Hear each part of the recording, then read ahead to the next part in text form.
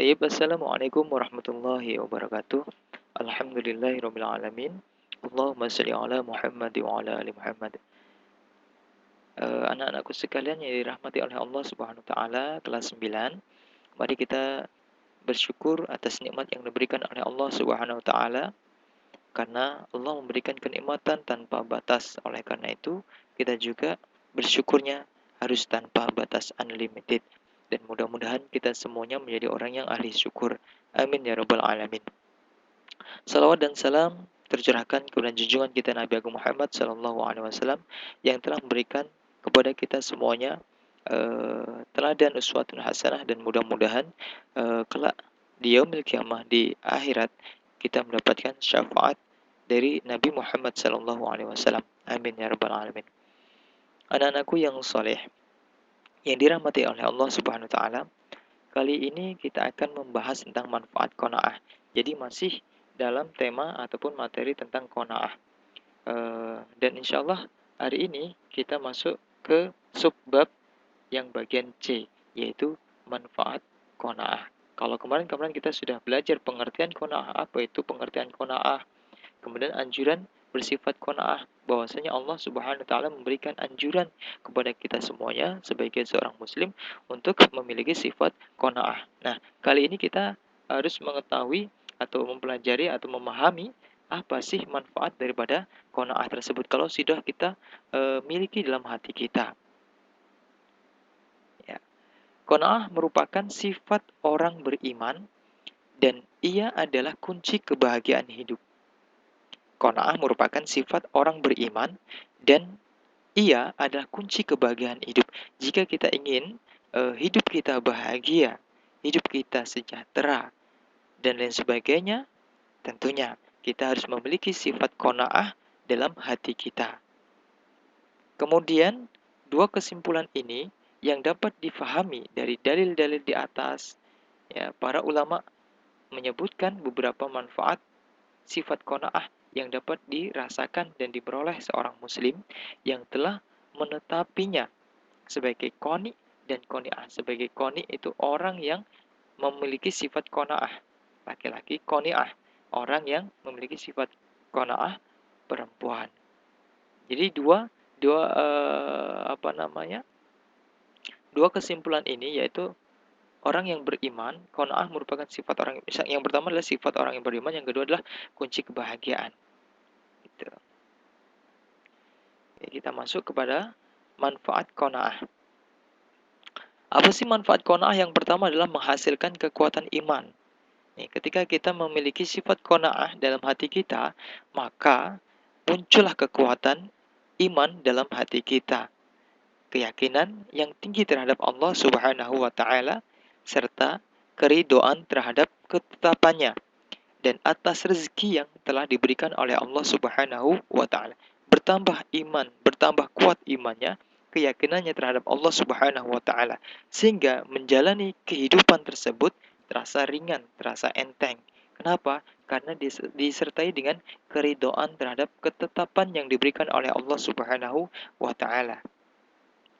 Kemudian yang kedua, menjadikan pemiliknya sebagai hamba yang dicintai oleh Allah Subhanahu wa taala. Otomatis, jika orang tersebut memiliki sifat qanaah yang luar biasa, maka Allah Subhanahu wa taala mencintai orang tersebut. Kenapa? Karena Allah sudah menguji iman seseorang tersebut dengan sesuatu yang diberikan oleh Allah Subhanahu wa taala, baik berupa kenikmatan ataupun berupa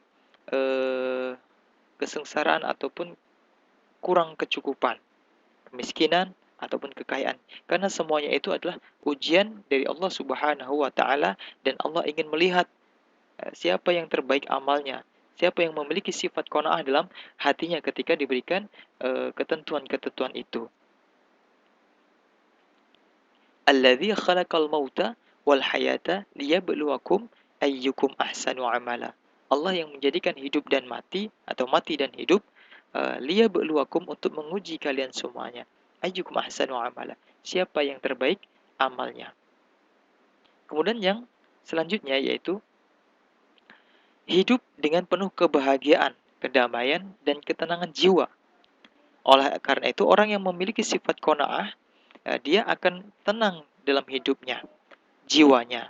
Ya, kalau jiwanya sudah tenang, maka Allah pun memanggil atau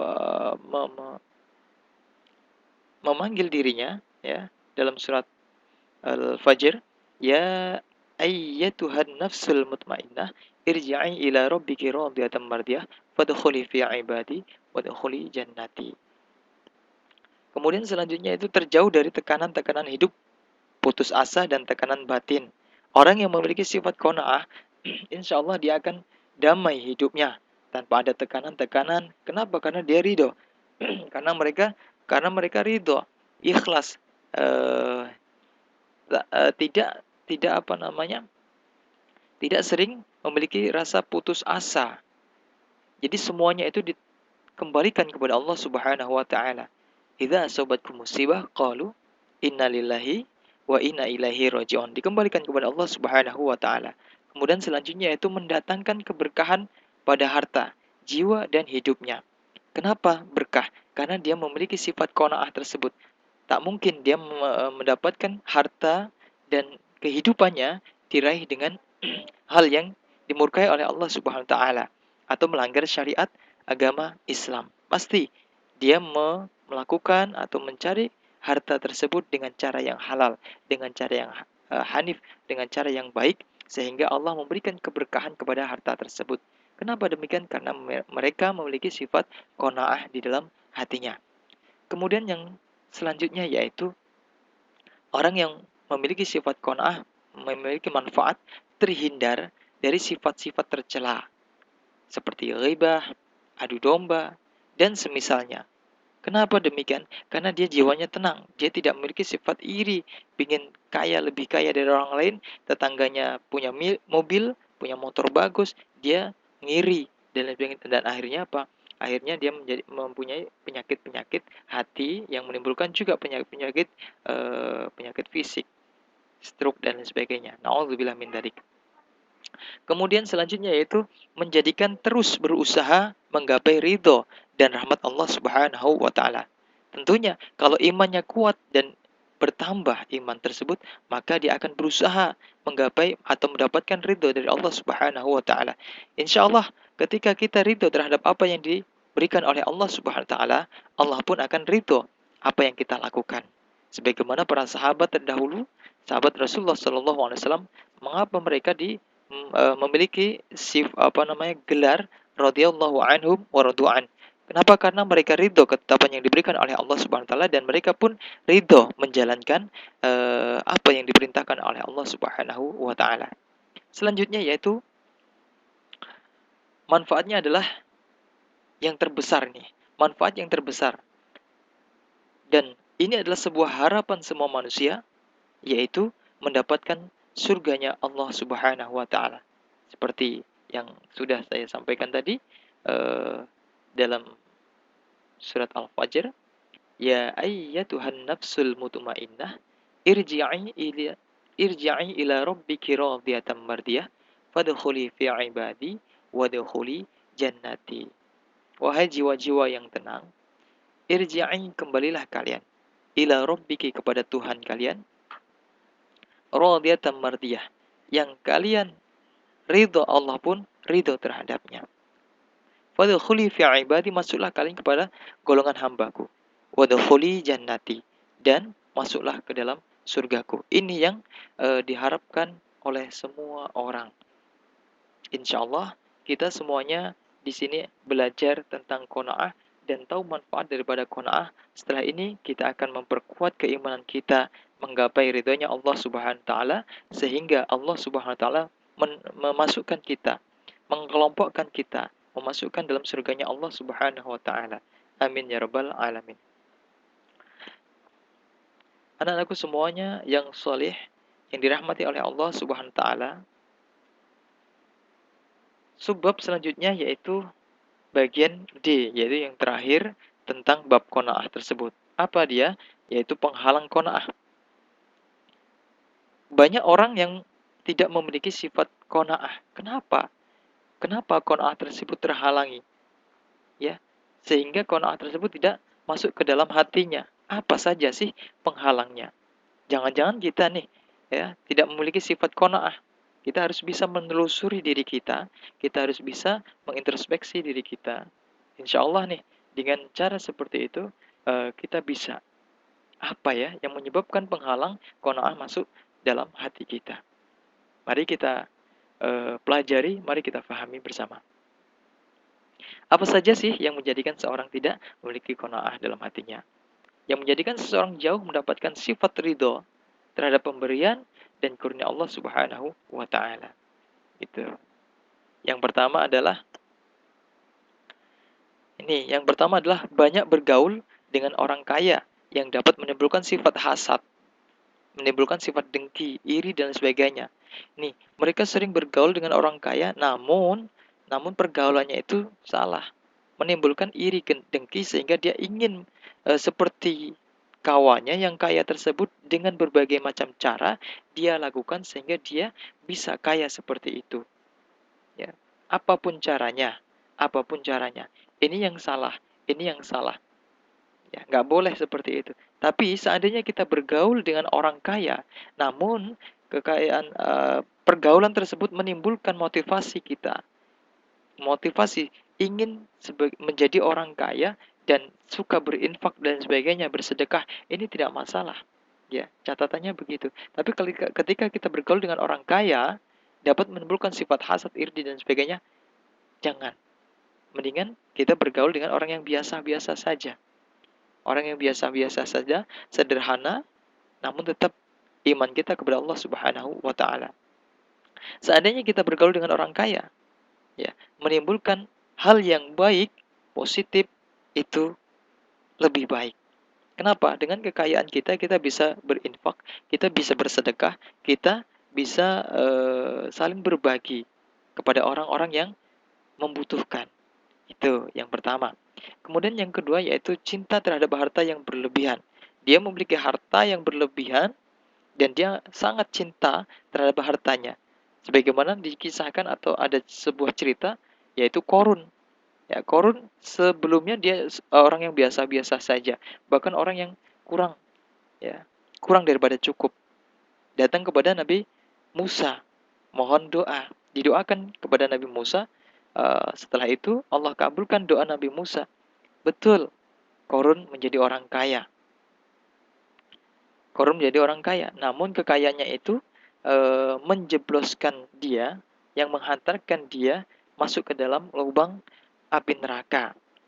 Kenapa? Karena dia kikir, pelit terhadap hartanya. Karena dia sangat cinta terhadap hartanya, dia takut hartanya hilang, habis, dan lain sebagainya. Sehingga dia tidak mau infak, dia tidak mau sedekah, dia tidak mau zakat. Na'udzubillah min dzalik. Ini harus kita hindari sejauh-jauhnya sifat cinta terhadap harta yang berlebihan. Selanjutnya yaitu penghalang orang memiliki sifat qanaah, yaitu jauh dari Al-Quran. Jauh dari Al-Quran, yaitu tidak membacanya, tidak pula merenungi atau mentadaburi kandungan maknanya.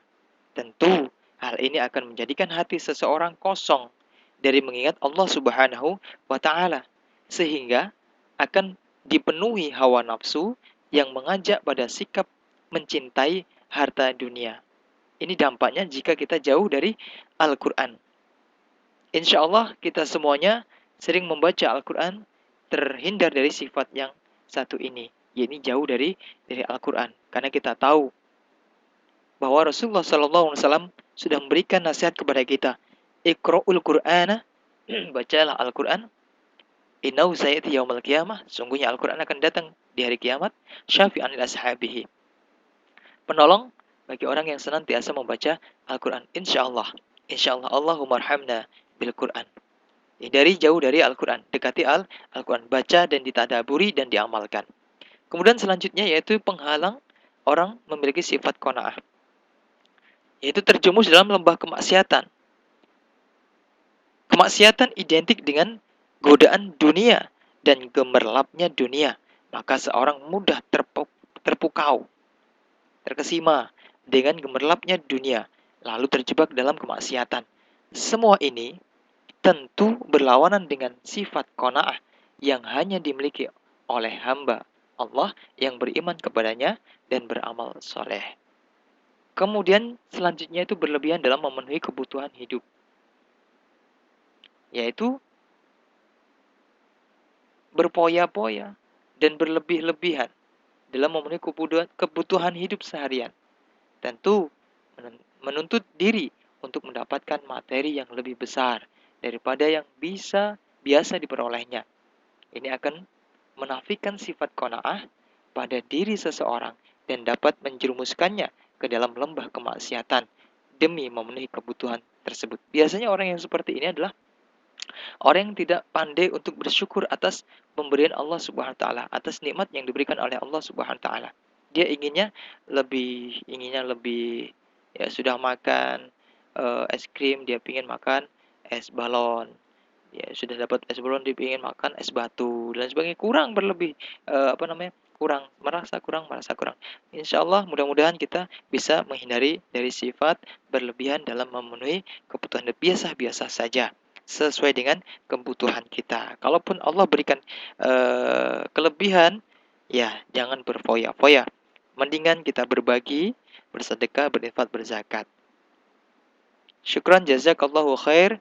Ya, ini adalah materi kita yaitu tentang manfaat qanaah ya. Kemudian apa saja yang menjadi penghalang qanaah. Kalau kita sudah tahu atau memahami ini semuanya, insyaallah ya, kita melakukan dalam kehidupan kita ringan dan mendapatkan ridha Allah Subhanahu wa taala. Itu yang diharapkan oleh Allah, itu yang diharapkan oleh kita semuanya.